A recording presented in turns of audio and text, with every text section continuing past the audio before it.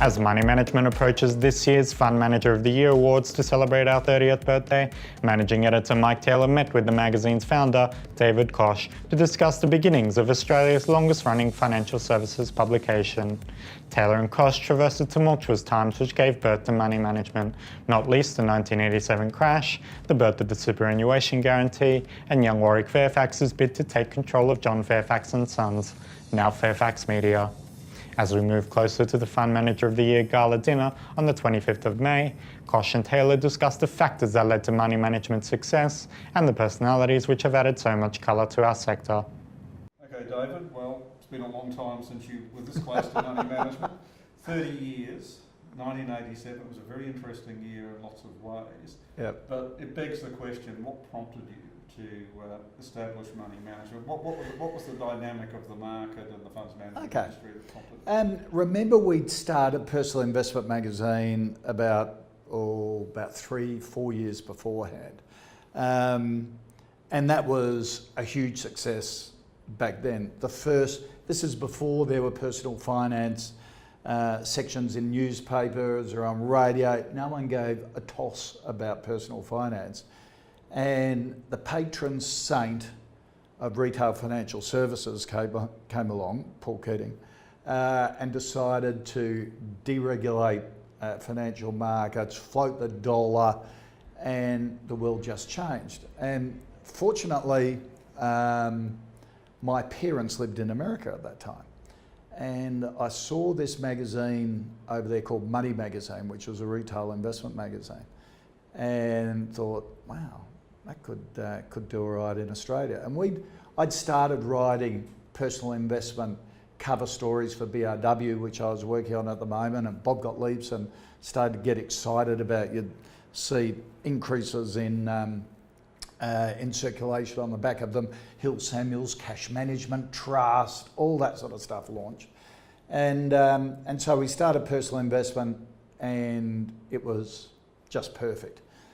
Perfect timing, sheer ass, stole a good idea from overseas and brought it back, as most good ideas come from, because America was a bit ahead of the curve.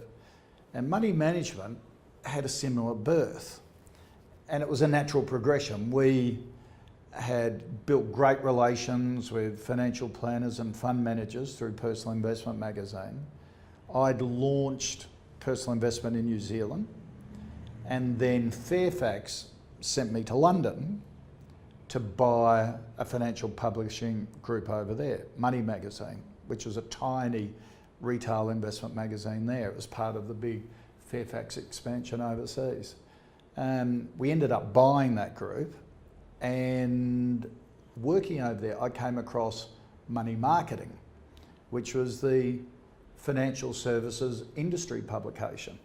And I just saw it as the perfect fit for what we were doing at Personal Investment Magazine and our investment publication group. So again, stole the idea and launched it in Australia about the time of the crash of '87. So, well, I was about to ask you about that. There couldn't have been a more interesting time to start a financial publication, and at the beginning of the recession we had to have. Yeah. Did that mean there was only one place to go, and that was up?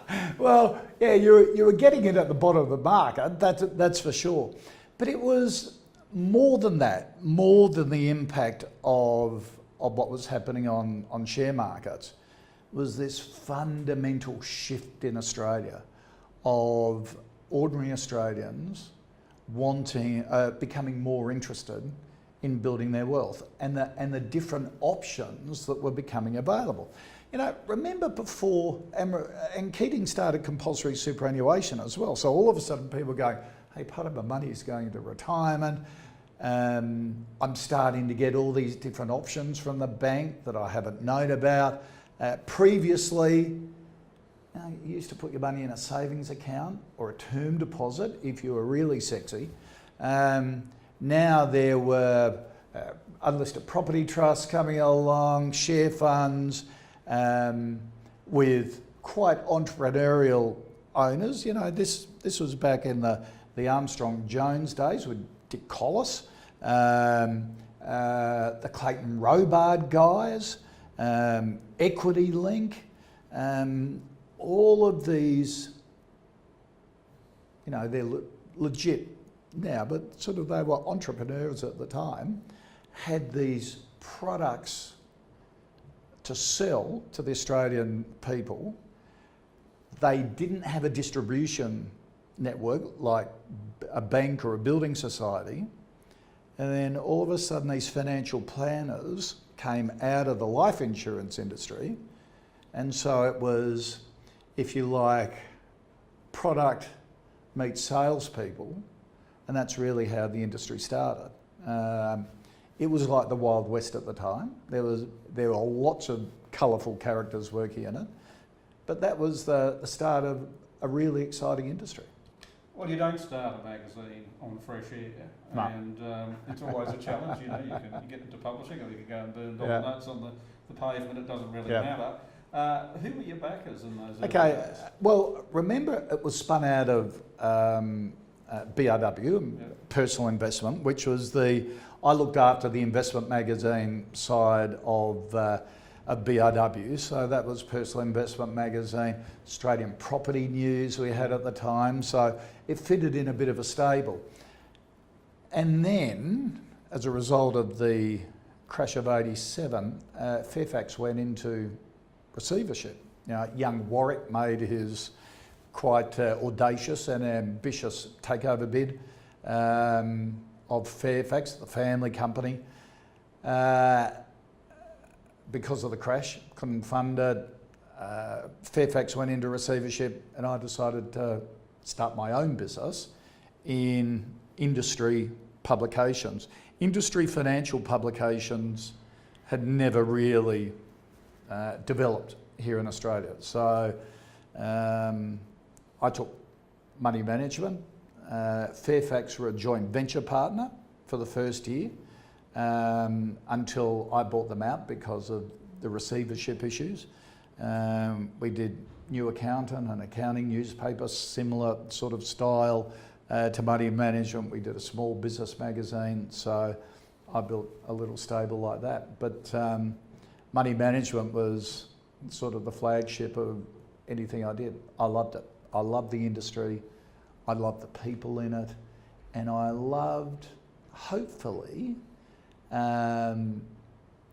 contributing in a way that the media can in terms of development to that side of the to the industry as a whole. There's been the share of characters and personalities in the industry over the years, some of whom, you know, are probably best forgotten, but I'm going to ask you to dig a few of them up. I mean, you've mentioned Barry Lambert, and who could forget Barry? But who else comes to mind? Oh, look, the guys at Clayton Robards were very aggressive at the time. Lawrence Freedman and Brian Sherman at Equity Link. Terry Power at BT, of course, sort of Bankers Trust really, if you like, developed a really prestige brand within the industry, and Terry was just huge in developing it. Of course, you've got Greg Paramore and Dick Collis with Dick with Armstrong Jones. It was an industry that had, in hindsight, a lot of big thinkers who were willing to take on Australia's traditional financial services groups.